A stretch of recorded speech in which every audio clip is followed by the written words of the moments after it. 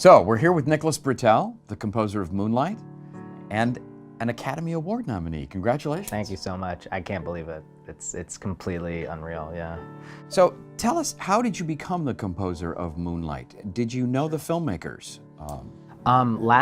Actually, it wasn't last year, it was the year before. It was the middle of 2015. I was scoring The Big Short, and the producers, Jeremy Kleiner and Dee Dee Gardner, I'd worked actually with on 12 Years a Slave.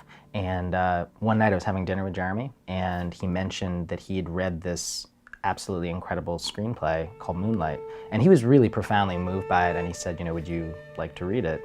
So I said, of course. And I read it, and I was just blown away by it. And I said I'd love to meet Barry if that was even possible. Barry Jenkins. Barry Jenkins, the writer-director, just an incredible artist. And we met up in downtown LA. We had coffee, which turned into a couple glasses of wine, and we had just had this huge sort of wonderful conversation about music, films, life, everything. And that was the beginning of the conversation. Who is you, Sharon? For a long time, try not to remember.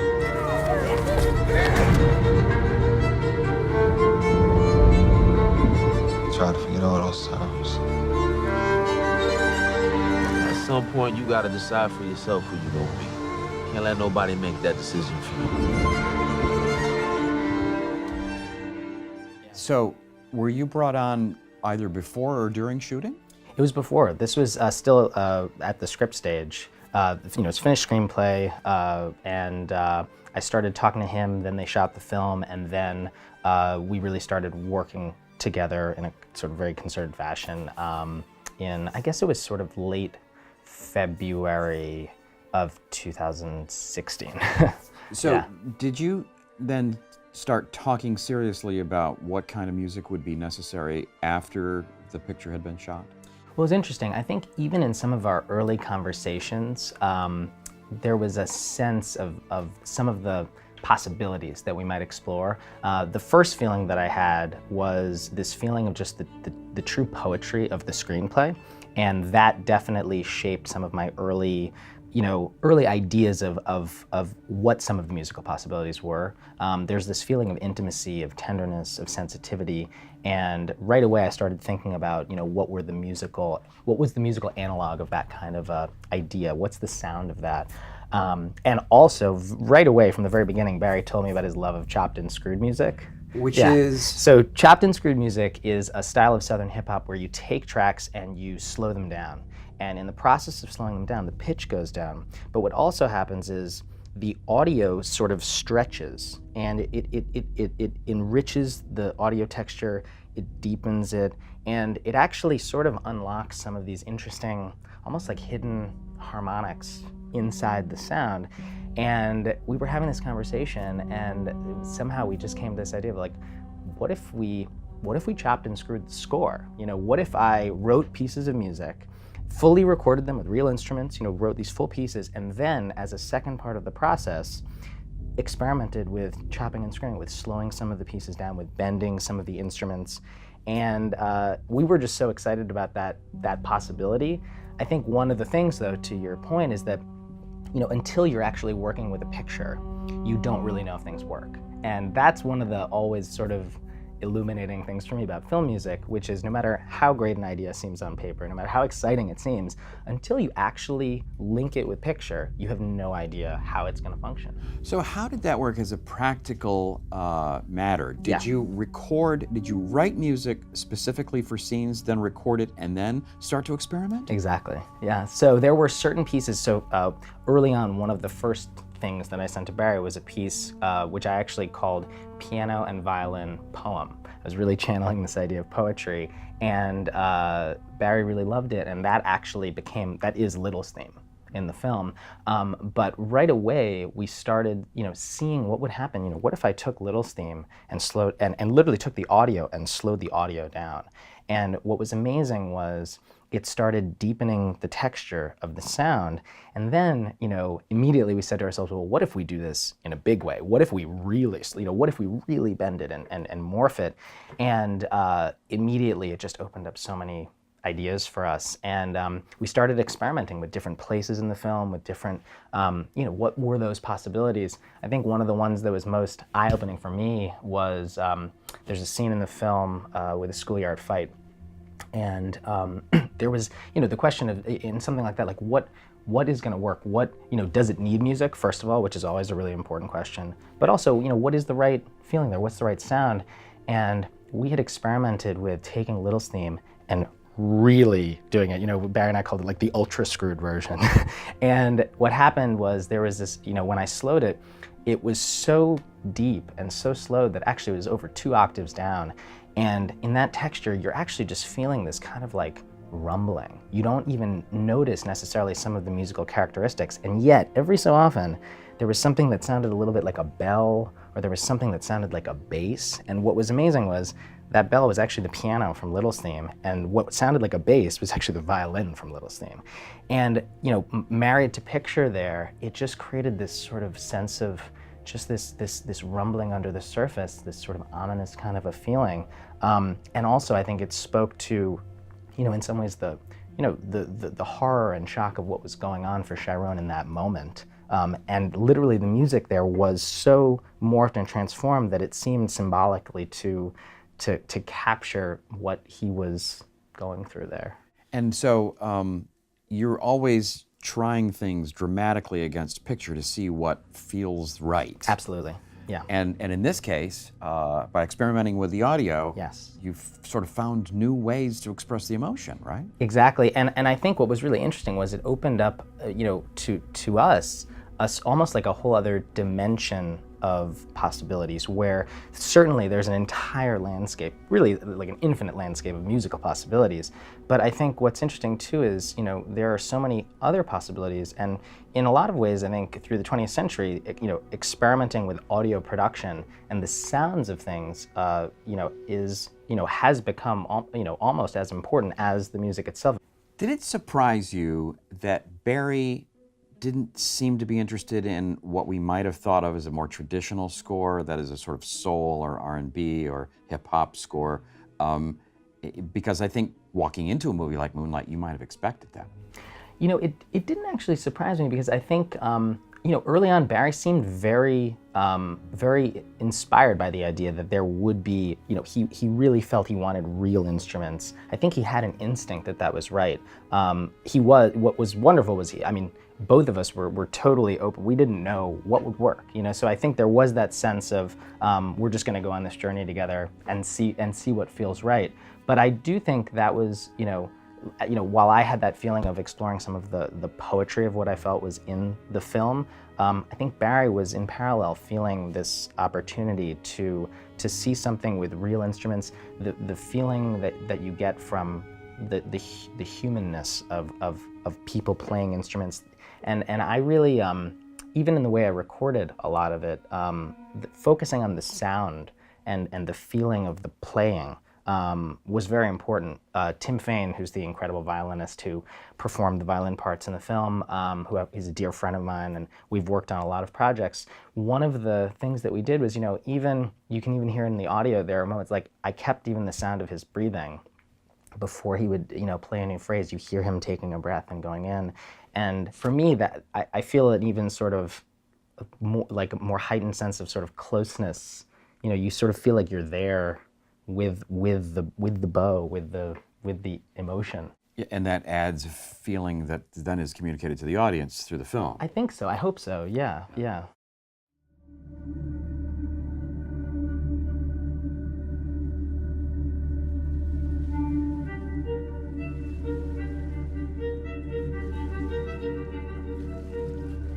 Well, what was interesting, actually, the sound of the ocean is very integral to the movie.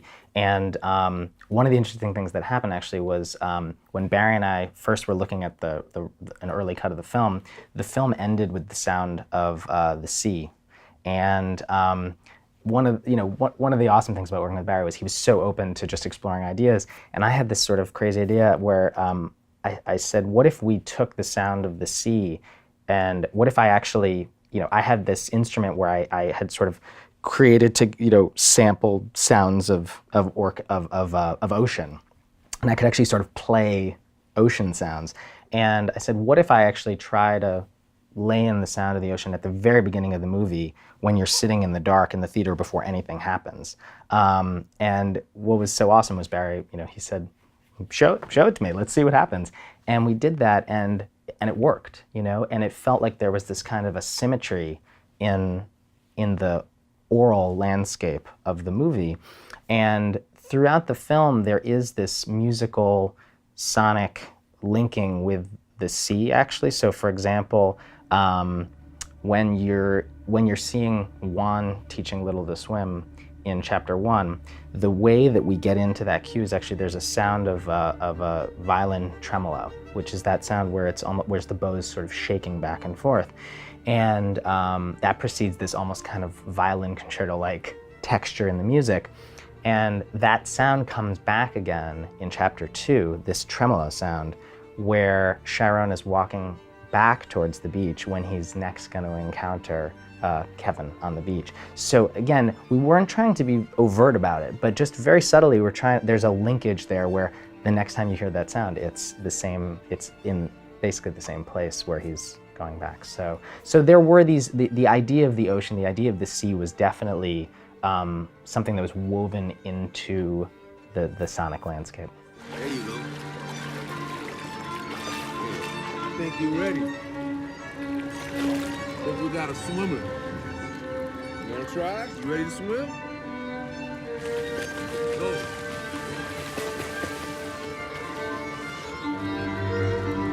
Yeah, man.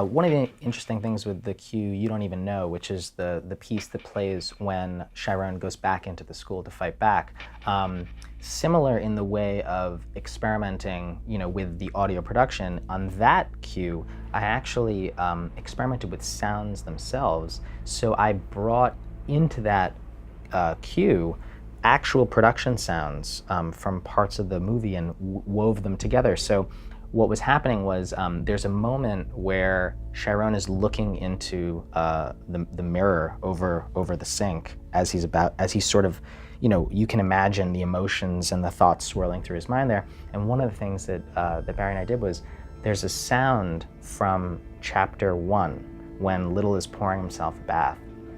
And I actually took the sound of the water being poured into the bathtub and brought it into this piece, and I bent it, I stretched it out. And so when he's looking into the mirror, you're hearing this sound of it kind of sounds to me like air rushing or something like that. And that's actually the sound of him pouring water in the bathtub. And throughout that cue, there are also, there's a very insistent rhythmic beat, and you're hearing sort of what sounds like almost like a drum hi-hat. And that hi-hat is actually the sound. It's the last time that Kevin and Chiron high-fived, and in a way, I think we were thinking to ourselves that there was something symbolic about that. What are these literal sounds that might be in Chiron's mind at that time, but weaving them into this sort of musical tapestry there. So and there were places in the film that we did similar things with just experimenting with how to bring sounds themselves into the musical landscape. Which makes it visually and orally kind of an organic whole. Exactly. There's like a correspondence in some sense between what you're hearing, and also I think it speaks to the sort of heightened reality that Chiron is in at times in the film. So when I see the film and I listen to the score, how much of it is just simply purely played and how much has been processed? Well, it's interesting. Over the course of the film, it's a great question, because over the course of the film, it increases in the amount of transformation that's happening to the music. So in the beginning, you're hearing, like, let's say almost a pure version of some of the recording. Like the first version of Little's theme is me and Tim playing. And then over the course of the film, you're hearing more in the way of bending and experimenting. And actually, by the end of the film, one of the interesting things is there's a piece which we call Black's Theme, which is in chapter 3, where Kevin and Black are heading back home. And that's an ensemble of cellos. And actually there, the cellos were fully recorded in D major and pitched, so you're hearing it in A, a fourth down. And what was interesting there was you're getting this sound of, they're not really cellos, they're not really basses either, it's this other sort of sound, you know? Some of the notes are lower than a cello can play, but I think if it had just been recorded on basses, it would have been different too, you know? So why did all this work so well dramatically for Moonlight? It's a good question, you know?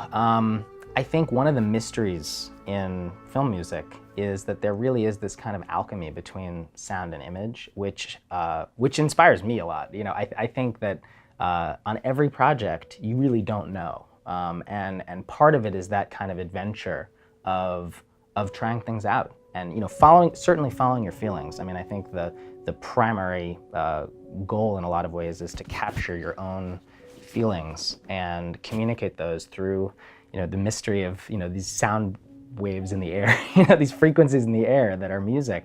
But I think it's a good question. I think maybe that's some of the beautiful mystery of things, which is that some things just do work. I think that the idea of chopping and screwing it, given that Barry loved that type of music, given that that was also music that Barry felt that in the world of the characters, Black listens to chopped and screwed music, you know, so there are elements woven into that world, but I think the real reason why certain sounds work is, I don't really even know. Sure. Yeah. And now you're an Academy Award nominated composer. How does that feel? It feels unbelievable. I can't even quite comprehend it. I think, you know, I've always dreamed of getting the opportunity to write film music, you know, ever since I was a little kid. I mean, film music inspired me so much. I grew up playing a lot of classical music. As I grew up, I did some jazz in high school, and then I actually had a hip-hop band in college. So I've explored a lot of ranges of music, but at the same time, from right away when I was a kid, you know, film music, it was actually Chariots of Fire. I saw that when I was 5 years old, and that was the music that I went to the piano. We had this old upright piano in our apartment, and I tried to figure that out. So, you know, I think in some ways film music has always been something very, close to my heart. So what are you working on now? I just finished a film called Battle of the Sexes, which stars Emma Stone as Billie Jean King, and it's Steve Carell plays Bobby Riggs. It's directed by Jonathan Dayton and Valerie Faris, and it's the story of the 1973 Battle of the Sexes tennis match. It's a beautiful film. I'm really, really excited about it. It's a totally different soundscape, you know, than Moonlight. It's something where, you know, just like I was saying with Moonlight, I think you discover a sound and really getting the opportunity to work closely with Jonathan and Valerie, similar to the way of working with Barry, where so much of the process is sitting in the same place and exploring ideas. So with Battle of the Sexes, we had a similar opportunity to spend time together and try things out. So. Great. Okay. Thank you, Nicholas Britell. Thank you so much.